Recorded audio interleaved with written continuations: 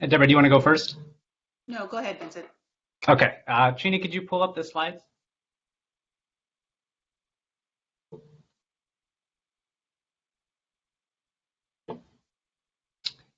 All right. Well, good afternoon. Good morning, everyone. Thank you for allowing us to speak on discrimination in technology for the Reparations Task Force. I am Vincent Lay, legal counsel for the Greenlining Institute, and I am joined by Deborah Gorman, our president and CEO. Next slide. So at the Greenlining Institute, we focus on creating a nation where communities of color thrive and race is not a barrier to economic opportunity. Slide. And a key goal in that work is to close the massive racial wealth gap where white families have more than 10 times the wealth of black families, a gap that is only growing. Next slide. And much of this gap is due to the practice of redlining and the legacy of slavery. And for redlining, as we mentioned earlier, it's where government, banks, realtors, insurers all work together to draw literal red lines around communities of color, preventing black families from building wealth for generations due to lack of access to investment, loans, home ownership, essentially the building blocks of economic opportunity, all on the basis of race. So my work today focuses on the modern forms of redlining and discrimination in technology. In particular, I focus on the digital divide and discrimination in algorithms and automated decision system. Next slide. And so the main point I want to make today is that redlining lives on in the data that determines which neighborhoods get good access to the internet or new services and technologies. Only the difference today is that it's not done on the basis of race and redlining maps, but on the basis of zip codes, as mentioned earlier, income levels, educational attainment, infrastructure quality, all data points heavily influenced by the legacy of redlining and racial discrimination. And this is why the reparations work is so important. I'll explain with a quick example. So in 2016, Bloomberg did some research and found that Amazon deployed its Prime same-day service in Atlanta in a way where virtually all the white residents had access to the service compared to less than half the black residents. And this was the case in other cities where predominantly black neighborhoods were excluded, while their surrounding areas had service. You can see that in Roxbury in Boston and the south side of Chicago. And these decisions weren't made on the basis of race, but they were made on the basis of zip codes and wealth. Communities that had more Amazon subscribers were more profitable, got more investments and services, while poorer, blacker, and formerly redline neighborhoods were ignored. And this may make sense from a short-sighted business perspective, but by that same logic, it makes business sense to continue to discriminate and redline black neighborhoods, further limiting economic opportunity and creating a vicious cycle. And that's where we're at today. And this is why the reparations work is so important. It gives us a chance to change the data points that give rise to data-driven discrimination so we can break that cycle of disinvestment, build wealth, and close the racial wealth gap. The next slide. And we can see another example of this data-driven redlining if we look at access to the internet. A USC study found that in LA, lower income and blacker neighborhoods had the least broadband investment. When we mapped out the internet access and affordability in Oakland, we found that our maps look just the same as those redlining maps in the 1930s that you saw earlier. Similar studies across the country led to the same result. And from our previous example, we already know the root cause of this.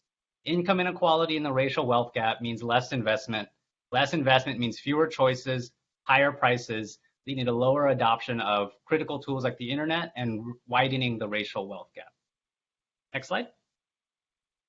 You can see this in the data, which shows that black families are almost 10% less likely to have the internet than white ones, even after making significant gains during the pandemic. And this gap limits economic opportunity for black families in many ways.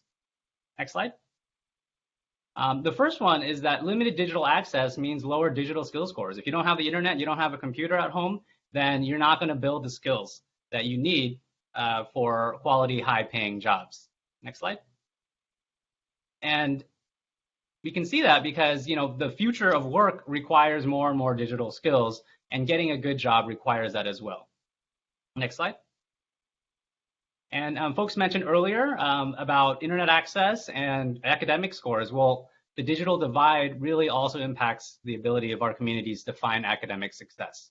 Black teens are almost twice as likely to report that they can't finish their homework due to lack of internet or a computer, And lower internet access also means worse scores on math, science, and reading tests. Through all of these, you can see that lack of access to technology means lack of access to economic opportunity.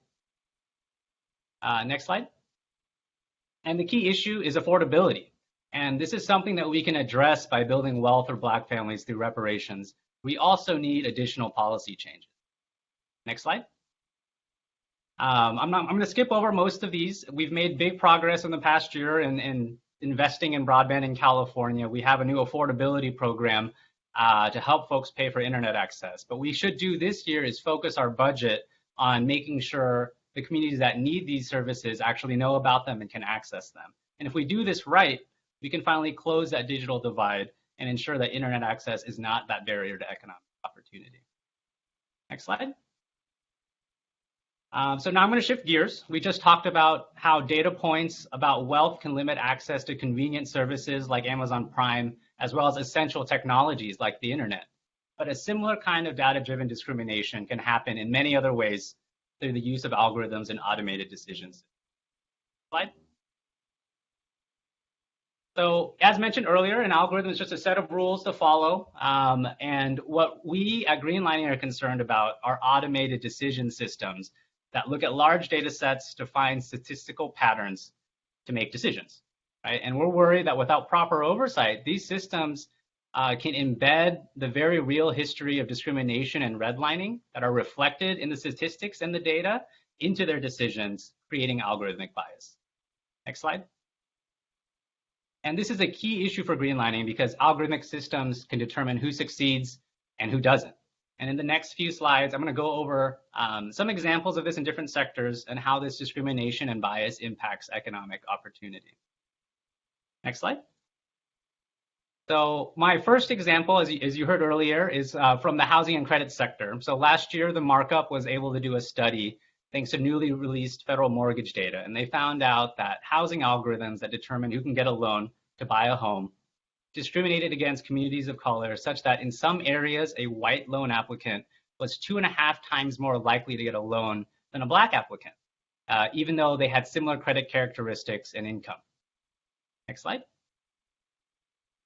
What's more, these lending disparities persist even when you just look at credit scores and when you look at places with more consumer protections like California. So a couple takeaways from this study is that race is not a factor in these algorithmic decisions, and yet we have disparate impact and discrimination based on race. Another is that the regulator in charge doesn't know why these discrepancies happen. So that points to the need for a more technically capable oversight and regulatory bodies. And another is that the disclosure of this data was key to find these inequities, and that we need to make this happen more, and we need race-aware data so that we can test these systems that control access to economic opportunity for bias and discrimination. And the final takeaway from me from this study is that the housing discrimination and the redlining of the past is still quite well and alive today, and our anti-discrimination laws have not kept pace with these technologies. Next slide. And there's other ways that housing discrimination can manifest, right? We now have digital tools that make it easier than ever to target and exclude people on the basis of race.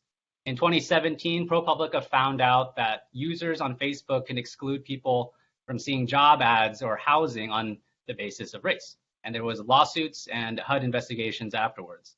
And these powerful targeting tools can be used to further discrimination or can be used in a predatory way that impacts our most disadvantaged communities. Next slide. So even back in 2014, a Senate investigation showed that advertisers were creating customer lists that could be used to target predatory products like high interest payday loans to financially vulnerable populations. These types of tools without the appropriate protections can work against closing that racial wealth gap and keep families in poverty. And on the other hand, in the right hands, these tools can target resources and aid those that need.